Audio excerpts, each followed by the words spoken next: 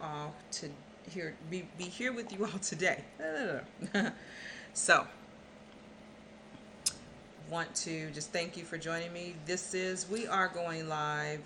We are currently streaming live on Facebook at SAIRNT,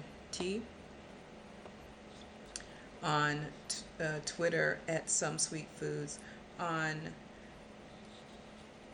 Twitch at SAIRNT, on YouTube at SAIRNT, and we are on TikTok at SAIRNT. I think that's everybody, and Facebook also at Some Sweet Foods. So just want to welcome you all today. I want to remind you to get your 4 bottles of water in per day. You know, that's what we need. We need, at 4 bottles equals 8-ounce glasses, 64 ounces of water, and that's a minimum of what you need per day. So, let's see what's going on here. That's why I can't see when I tried to pull that up here and I couldn't see that. So yeah, just go ahead and let me know where it is that you're coming from. Chat with me. If you have any questions, put them in the chat. What I'm doing today is I am still recording for the archive, and we're covering essential nutrients. So this is going to be part 2. We're going to keep on going through essential nutrients, and I'm recording for the archives. And this is great information for you all to have. So if you have a pen and paper, you might want to gather that so you can take notes, because we're going over the micronutrients, the essential nutrients and vitamins that we need to have in our body. So yesterday we covered vitamin A and all of the B vitamins, and today we're going to start with folate. That's where we're going to start today. But what we're going over is all of the essential nutrients that you have. We're going over the health benefits and deficiency symptoms of these nutrients, because sometimes you maybe have something going on in your body and you don't quite know what it is, and it could be that you are deficient in certain minerals in your body. And so when you are experiencing certain things, if you get these essential nutrients, you get those nutrients in your body, you will start to feel much better. And so that's why we're covering them. And sometimes you may be experiencing some symptoms you don't know what it's related to, and these essential nutrients will kind of help you, will give you just a little bit of information to help you narrow that down and allow you to begin supplementing, especially if you know that you are not taking a multivitamin daily, or you're not supplementing at all, or you have a very strict diet of foods that you like to eat because that's what you like to eat, and then you will be missing some nutrients if your diet isn't varied. All right. So the next thing, so we're starting with folic acid. It's also called folate. Folic acid, folate. What is it effective for? It's critical during pregnancy, for development of brain and nerves, always essential for brain and nerve function, needed for utilizing protein and red blood cell formation. So if you're deficient in this, you may experience anemia, eczema, cracked lips, premature graying of hair, anxiety or tension, poor memory, lack of energy, poor diet, poor appetite, stomach pains, depression, and migraines. So the daily requirement for this is 200 micrograms. It is seldom reported as being toxic, but gastrointestinal and sleep problems have occurred at above 15 milligrams. So what are the top foods where you can find this? Well, wheat germ, spinach, broccoli, boiled lentils, boiled chickpeas, peanuts, sprouts, asparagus, sesame seeds, hazelnuts, cashew nuts, cauliflower, walnuts, avocados, and liver. So of that list, the number one food where you would where you can actually get folate is wheat germ. So that would be great for both vegans and for those who are meat eaters. And if you're a meat eater, the number one food that you would find folate in is liver. So wheat germ and liver are your top foods out of that list. So the supplement is folic acid, and it's best supplement as a part of a B complex with food. So you would want to have B complex vitamins, and you'd want to take this with food. It works well with other B vitamins, especially B12.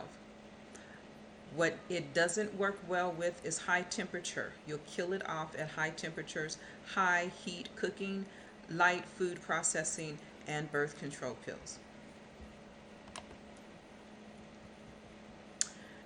The next on the list is biotin. And biotin is effective for particularly important in childhood. It helps your body use essential fats, assisting in promoting healthy skin, hair, and nerves. So deficiency symptoms include dry skin, poor hair condition, prematurely graying, tender or sore muscles, poor appetite or nausea, eczema, or dermatitis. The daily requirement is 150 micrograms. There's no toxicity reported. And the top foods for this are cauliflower, lettuce, peas, tomatoes, oysters, grapefruit, watermelon, sweet corn, cabbage, almonds, cherries, herring, milk, eggs, and liver. So of those foods, the top foods would be eggs and liver. And if you are a vegan or a vegetarian, the top food would be sweet corn and almonds. The supplement name is biotin, and it's best supplemented as a part of B complex with food. It works well with other B vitamins, magnesium, and manganese. It does not work well with raw egg white, which contains avidin, but this is not significant in cooked egg whites, and it doesn't work well with fried foods. So that means you would want to consume this 2 hours before or 2 hours after you have consumed those types of foods. The next is vitamin C, which is also called ascorbic acid. It's effective for strengthening the immune system. It fights infections, makes collagen, keeps bones, skin, and joints firm and strong, antioxidant, detoxifying pollutants, and protecting against cancer and heart disease. And it helps make anti-stress hormones and turns food into energy. If you're deficient in this, you may experience frequent colds, lack of energy, frequent infections, bleeding or tender gums, obesity, red pimples, easy bruising, nosebleeds, and slow wound healing. The daily requirements are 60 milligrams. It may cause bowel looseness in excess, but this is not a sign of toxicity and stops rapidly when the dose is reduced.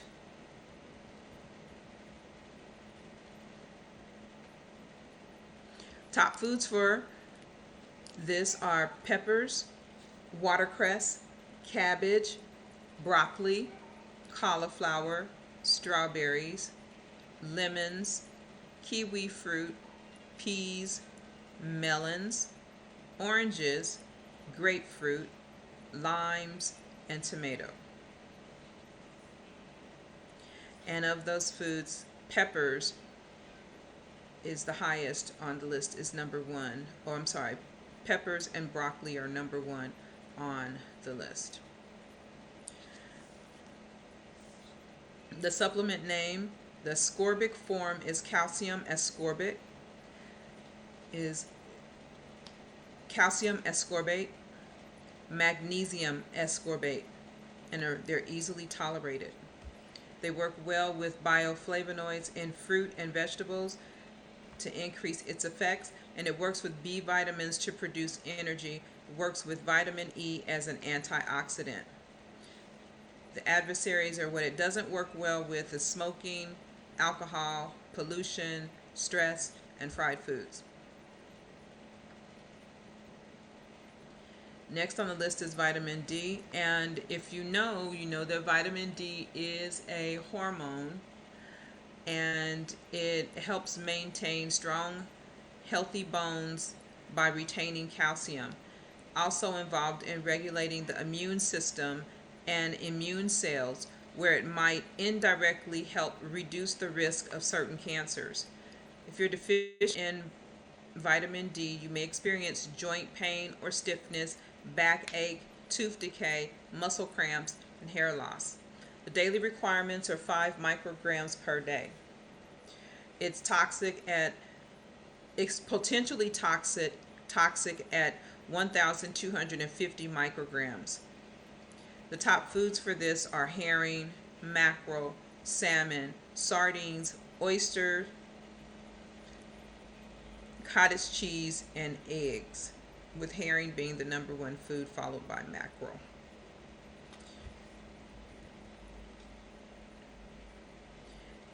The supplement name is cholecalciferol, and that's an animal origin. And then there's ergocalciferol, which is a yeast origin. It works well with sunlight exposure, with sufficient sunlight exposure, as vitamin D is made in the skin, and under these conditions, dietary vitamin D may not be necessary. Vitamins A, C, and E protect vitamin D. It does not work well. The adversaries of it are lack of sunlight and fried foods.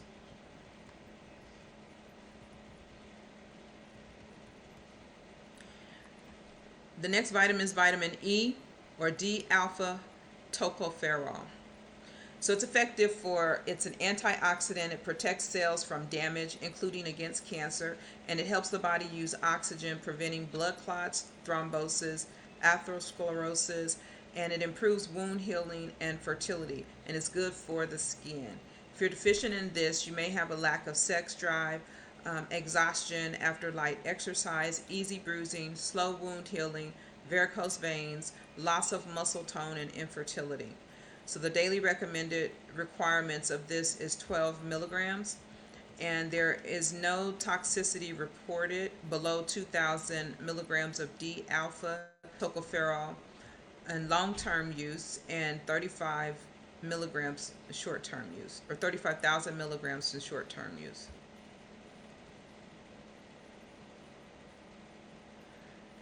The top foods are unrefined cold-pressed corn oils, sunflower seeds, peanuts, sesame seeds, other foods such as beans, peas, wheat germ, tuna, sardines, salmon, sweet potatoes. You're going to find the most of this, the higher levels will be in the unrefined cold-pressed corn oils, followed by sesame seeds. And wheat germ is coming in third on the list. The supplement name is D-alpha tocopherol, and not synthetic D-alpha tocopherol. So it's D-alpha tocopherol and not synthetic DL-alpha tocopherol. Sorry. The promoters, it works well with vitamin C and selenium, and it's destroyed at high temperature cooking, especially frying, air pollution, birth control pills, excessive intake of refined or processed fat and oil work against it.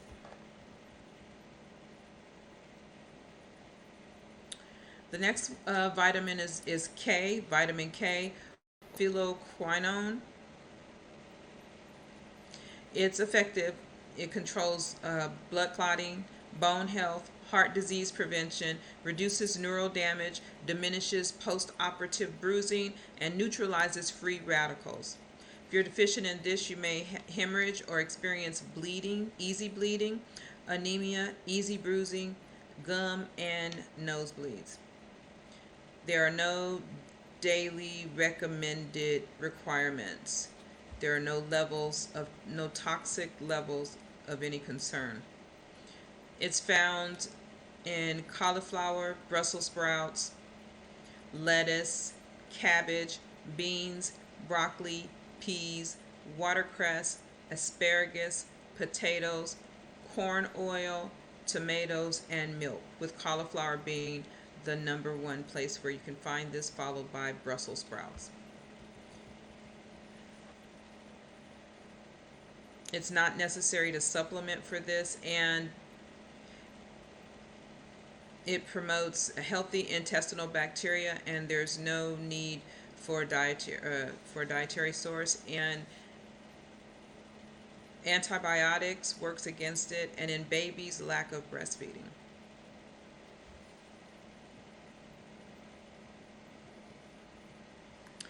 So that was it for the list of vitamins, and going back through the list. So I just want to make sure that we understand that when I am saying what the adversaries are of this, the adversaries are things that actually work work against the vitamins, that work against your body for processing those vitamins, for taking them in and utilizing them effectively in your body.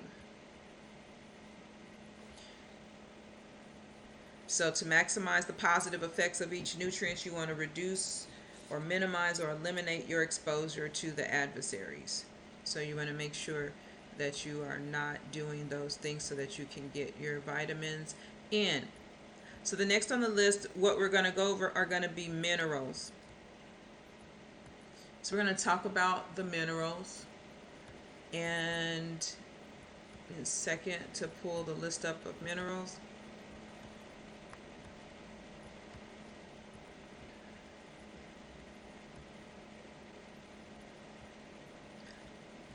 So the minerals.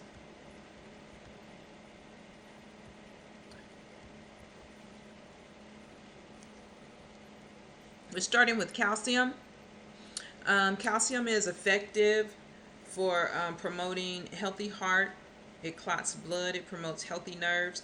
It contracts muscles, improves skin, essential to bone and teeth health, relieves aching muscles and bones, is important for the secretion of hormones and enzymes, and it reduces menstrual cramps and tremors.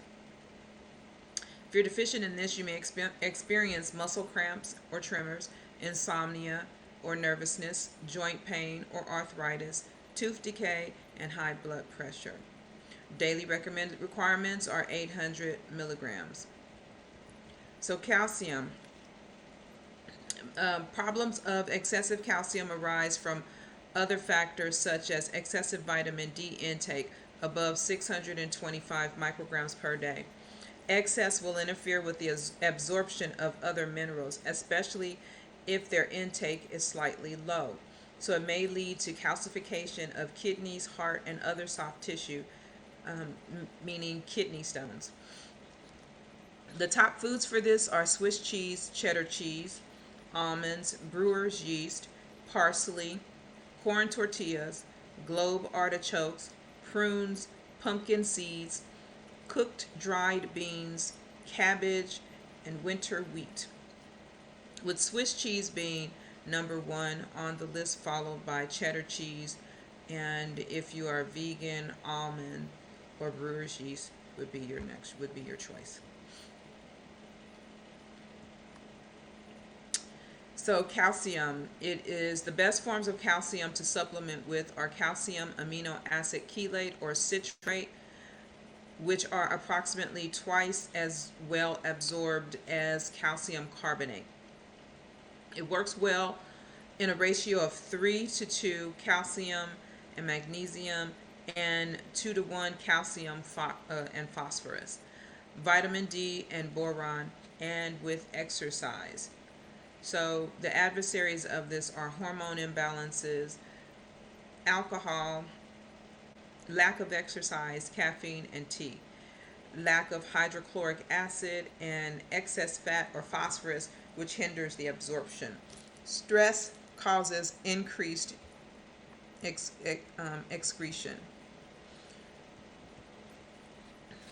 Next is chromium. So for chromium is effective because it forms part of the glucose tolerance factor, the GTF, to balance blood sugar, and it helps to normalize hunger and reduce cravings. It improves lifespan, helps protect DNA and RNA, and is essential for heart function. So if you're deficient in chromium, you may experience excessive or cold sweats, dizziness or irritability after 6 hours without food. You may have a need for frequent meals, cold hands. You may experience a need for excessive sleep or drowsiness during the day, excessive thirst, addiction to sweet foods. So the daily requirements, there are none, there have been none established, and there are a wide range of safety between the helpful and the harmful doses of chromium. Toxicity with this occurs only above 1,000 milligrams. The top foods it's found in are brewer's yeast, wholemeal bread, rye bread, oysters, potatoes, wheat germ, green peppers, eggs, chicken, apples, butter, parsnips, cornmeal, lamb, and Swiss cheese, with brewer's yeast being the number one food that you will find this in, followed by wholemeal bread or whole wheat bread. And if you are a meat eater, the top food for that is going to be chicken.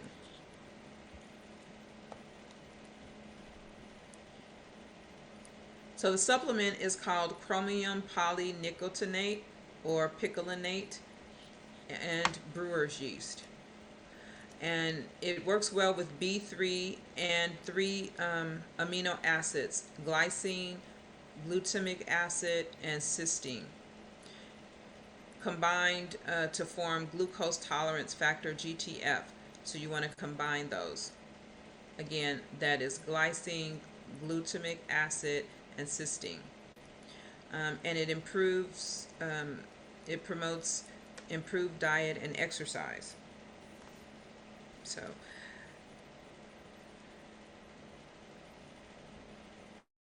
the adversaries of it are high intake of refined sugars and flours, excess body fat, additives, pesticides, petroleum products, and processed foods, as well as toxic metals. The next on the list is iron. Hi, Reverend Scott. I am recording for my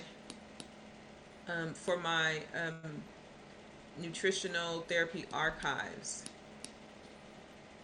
So that's what I'm doing, and I'm giving information on vitamins, minerals, micronutrients. So if you have a pen and paper, you just might want to jot it down. It's going into the archives, which is for a membership site, a paid membership site. All right, so the next on the list is iron. So iron is effective for, or is as a component of hemoglobin. Iron transports oxygen and carbon dioxide to and from cells, the component of enzymes, and is vital for energy production. If you're deficient, you may experience anemia, pale skin, sore tongue, fatigue, appetite loss, nausea, and sensitivity to cold.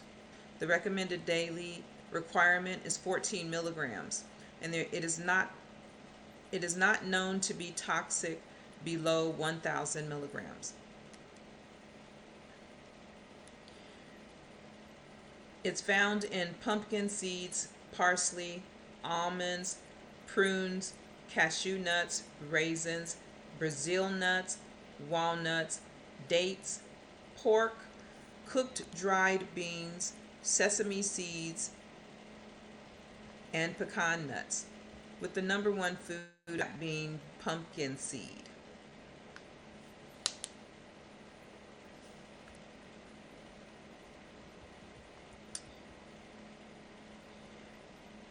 It's also found in raw yellow beans, lentils, falafel, spirulina, spinach, pork liver, lamb kidney, lamb liver, and beef liver, with the number one food of this also being, so the number one is going to be pumpkin seeds, followed spirulina, followed by pumpkin seeds if you are a vegan or vegetarian, and pork liver if you are a meat eater, followed by lamb kidney if you're a meat eater. As a supplement, it is amino acid chelated iron, and is 3 times more absorbable than iron sulfate or iron oxide. Works well with vitamin C, which increases iron absorption, vitamin E, calcium, but not in excess, folate, phosphorus, and stomach acid. Doesn't work well with oxalates, which is like all bran flakes, rhubarb, tannic acid, which is a tea, phytates, which is wheat bran, phosphates, which is soft fizzy drinks, food additives, antacids, and or high zinc intake. So you would want to take it 2 hours prior to consuming these types of foods. Next on the list is magnesium. So magnesium is effective for strengthening bones and teeth. It promotes healthy muscles and helps them to relax, thus supportive of PMS relief and bowel movement. It's important for heart, muscles, and nervous system, and is essential for energy production, immune system health, and enzymatic cofactor. If you're deficient in this, you may experience muscle tremors or spasms, muscle weakness, insomnia or nervousness, high blood pressure, irregular heartbeat, constipation, hyperactivity, depression, confusion, fits or convulsions, lack of appetite, calcium deposited in your soft tissues, which otherwise means kidney stones. The daily requirement for this is 300 milligrams, and it is not toxic below 1,000 milligrams. Magnesium is found in pumpkin seeds, sesame seeds, sunflower seeds, wheat germ, almonds, cashew nuts, brewer's yeast, buckwheat flour, Brazil nuts, peanuts, pecan nuts, cooked beans, garlic, raisins, green peas, potato skin, and crab, with the top food being pumpkin seeds, followed by sesame seeds and wheat germ.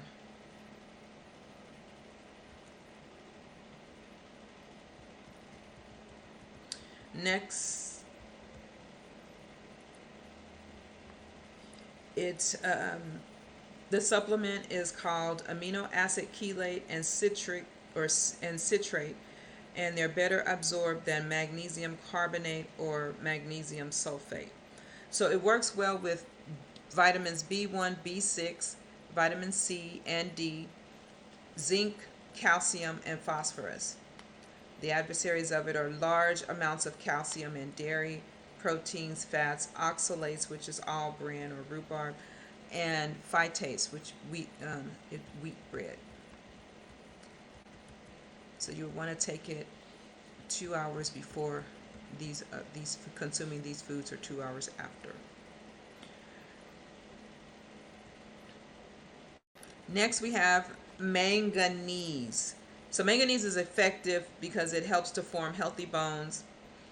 cartilage, tissue, and nerves. It activates more than 20 enzymes, including an antioxidant enzyme system, stabilizes blood sugar, promotes healthy DNA and RNA, and is essential for reproduction and red blood cell synthesis. It's important for insulin production, and it reduces cell damage and is required for brain function.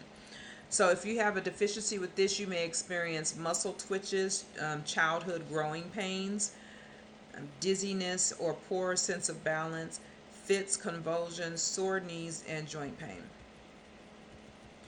There are no recommended daily allowances established, and toxicity is not a concern.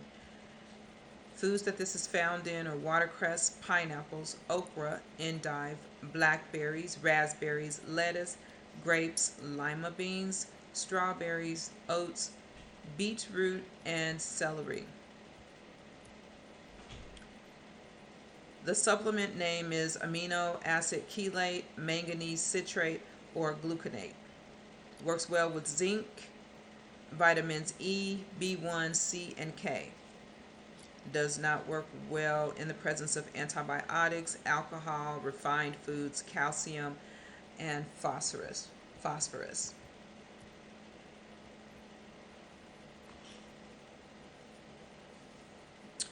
The next one is molybdenum, and it helps the body of protein. It helps rid the body of protein breakdown products such as uric acid. It strengthens teeth and helps reduce the risk of dental caries. It detoxifies the body from free radicals, petrochemicals, and sulfites. So if you're deficient in this, the deficiency signs are not known unless copper or sulfite interferes with its utilization. Animals show signs of breathing difficulties and neurological disorders. There's no daily requirement established, and it's toxic. An intake of 10 to 15 milligrams per day causes a high incidence of gout symptoms associated with high uric acid. It's found in pork, lamb, beef liver, green beans, eggs, lentils, beans, sunflower seeds, cucumbers, tomatoes, wheat germ, wheat flour, and cereal grains. The supplement name is amino acid chelated molybdenum, and that's molybdenum.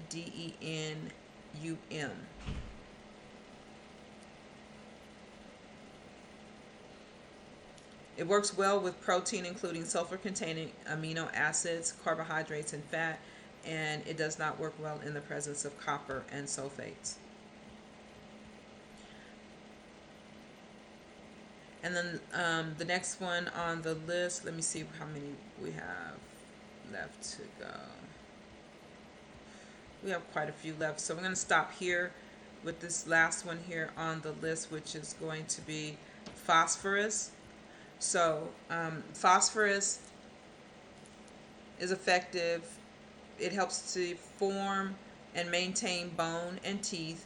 It's needed for milk secretion. It builds muscle tissue, and it is a component of DNA and RNA. It helps you to maintain the pH of the body, and it aids in metabolism and energy production. If you're deficient in phosphorus, your dietary deficiencies are unlikely since its presence in most food, but it may occur with long-term antacid use or with stresses such as a bone fracture. Signs include general muscle weakness, loss of appetite, and bone pain, rickets, osteomalacia, which is also the softening of the bones. The daily requirement is 800 milligrams. There are no known cases of toxicity with phosphorus. However, it may result in deficiency of calcium, increased neural excitability, and convulsions. It's present in almost all foods, and it is not necessary to supplement. Calcium phosphate, lecithin, and monosodium phosphate are supplement names for it as well.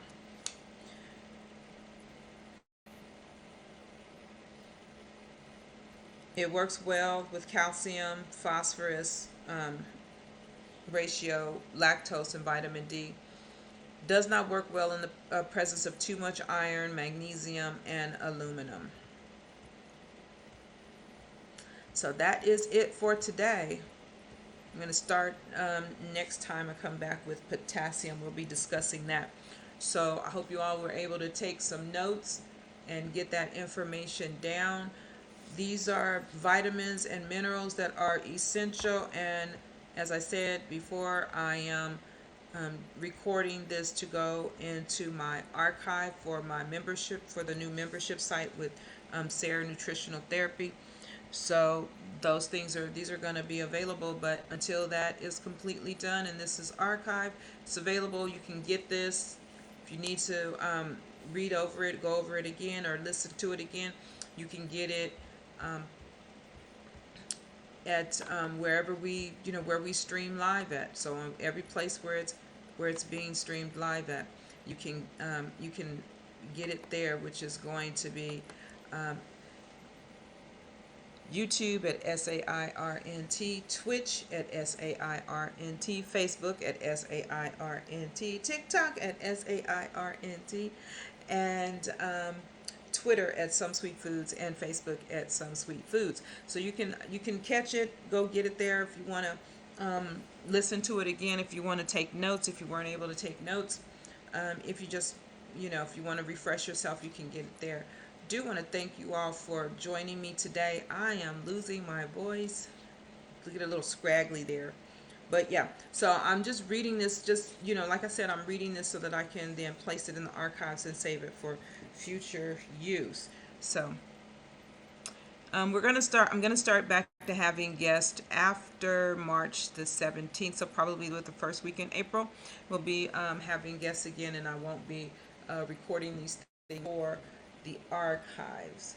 But I want to thank you all for joining me today. Want you to remember that if you don't know what your risk is for type 2 diabetes, you can take the assessment over at the American Diabetes Association. You can get the assessment there, and so you can know what your risk is for type 2 diabetes. Looks like my camera's freezing over here. Oh well. But anyway, hope you enjoyed that today. I hope you were able to get something to help you. And until next time.